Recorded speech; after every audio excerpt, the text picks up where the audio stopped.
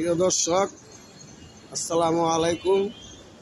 সালাম জানাই এই দেশের প্রধানমন্ত্রী, জলনেত্রী, মা জননী বঙ্গবন্ধুর সুযোগ্য কন্যা প্রধানমন্ত্রী শেখ হাসিনা।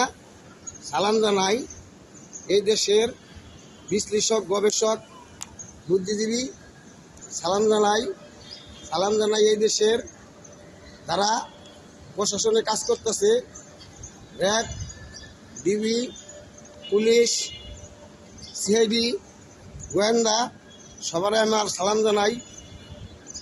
জানাই ব্যারিস্টার সুমন ভাই, হবিগঞ্জ 4 আসনের এমপি, মাননীয় সংসদ সদস্য ব্যারিস্টার সুমন ভাই।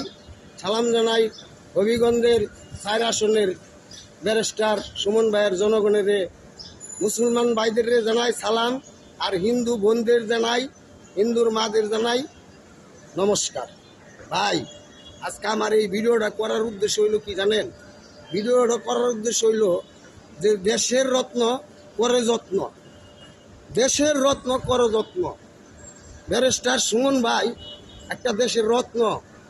বর্তমান নেটের দুনিয়া চলতেছে, এই যে সুমন ভাই কথাগুলি বলতেছে, এই নেটের মধ্যে ছাড়তেছে, এটা মনে করেন সারা বিশ্বে দেখতেছে, খালি আমাদের বাংলাদেশ না, সারা বিশ্ব দেখতেছে।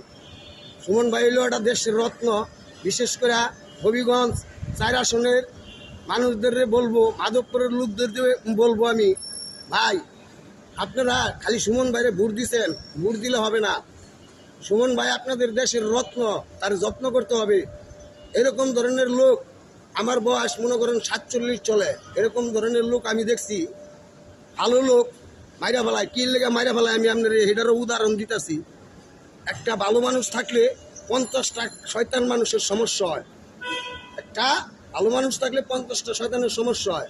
বাংলাদেশের এমপি ব্যারিস্টার সুমন ভাই, এর মতন লোক, এর মতন এমপি বাংলাদেশে আগে আইছিল কিনা, ছিল কিনা আমার নজরে পড়ছে না।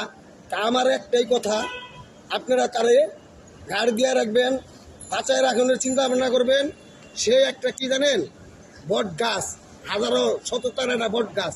ওই শততার বট গাছ বাঁচলে হাজার হাজার শততার ডাল হবে। ওই শততার ডালটারে বাঁচায় রাখার জন্য আপনি করে যা যা করার দরকার আপনারা তাই করবেন, বুঝছেন? আমি গরিব মানুষ, আমি কি বলবো, হ্যাঁ আমার ভালো লাগে, এর কাছে আমি টাকা চাই না, পয়সা চাই না। আর আপনারা এখন হ্যাঁ আমার টাকা দেয়, পয়সা দেয় না, এগুলো কিচ্ছু দেয় না। আমার ভালো লাগে, আমার ভালো, আমি তার ভালোবাসি, এর জন্য আমার তার মন কান্দে, আমি তার লেগে এই কথাগুলি আপনাদেরকে জানাইলাম। সে আমার প্রিয় ভক্ত, তার আমি প্রিয় একটা ভক্ত। ঠিক আছে, যদি আপনাদের আমার কথায় কোনো কষ্ট পান, রাগন, ছোট ভাই হিসাবে মাফ করে দিবেন। আসসালামু আলাইকুম।